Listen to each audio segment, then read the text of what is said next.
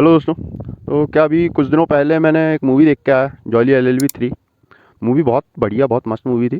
तो मूवी देखते हुए मुझे अचानक से अपने स्कूल टाइम की याद आ गई, जब न्यूज़ चैनल में बहुत ही व्यापक तरीके से एक मुद्दा उठाया जा रहा था। सुबह शाम उसी की चर्चा होती थी, भट्टा पारसोल की घटना की। तो बात है 2011 की, जब यूपी की मायावती की सरकार यमुना एक्सप्रेस वे के लिए किसानों की ज़मीन ले रही थी। तो उसमें दो गांव पड़ते थे, भट्टा और पारसोल। तो भट्टा पारसोल के किसानों का कहना था कि सरकार जो है वो ज़मीनें ज़बरदस्ती खींच रही है और मुआवजा भी बहुत कम दे रही है। तो इसी का विरोध करते हुए किसानों ने एक प्रदर्शन किया, और उस प्रदर्शन के दौरान झड़प हुई पुलिसकर्मियों और किसानों के बीच। और वो झड़प इतनी व्यापक थी कि कई किसान मारे गए।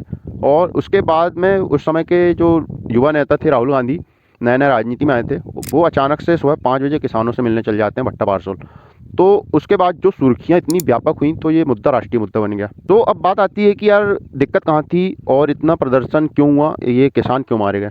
तो दिक्कत थी उस समय का पुराना कानून, जो 1894 का कानून था, भूमि अधिग्रहण कानून, जो अंग्रेज़ों के ज़माने का कानून था।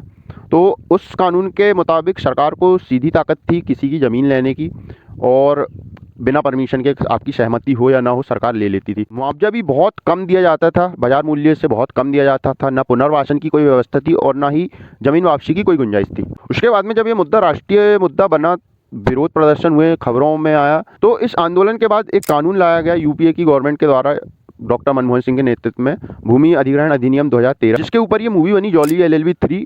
और यह कानून किसानों के पक्ष का कानून था, भूमि मालिकों के पक्ष का कानून था।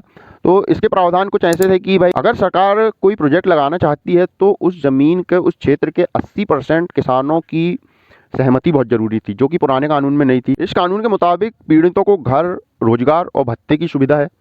अगर ज़मीन जिस उद्देश्य से अधिकृत की जा रही है और वो उद्देश्य अगर 5 सालों में पूरा नहीं होता है, तो वो ज़मीन किसानों को वापस कर दी जाएगी। ये कानून 2013 का है। यानी 1894 का जो कानून था वो दमनकारी कानून था, अंग्रेज़ों के पक्ष का कानून था, सरकार के पक्ष का कानून था। पर जो 2013 में जो कानून आया, वो किसानों के और भूमि मालिकों के पक्ष का कानून था। तो जॉली एलएलबी 3 इसी दर्द को बयां करती है किसानों के। एक किसान होता है जिसकी ज़मीन छीन ली जाती है, आत्महत्या करता है, फिर उसकी पत्नी जो है इंसाफ की लड़ाई लड़ती है। याद रखिए, ज़मीन किसान के लिए सिर्फ खेत नहीं होती है, वो उसकी पहचान, उसकी जान होती है।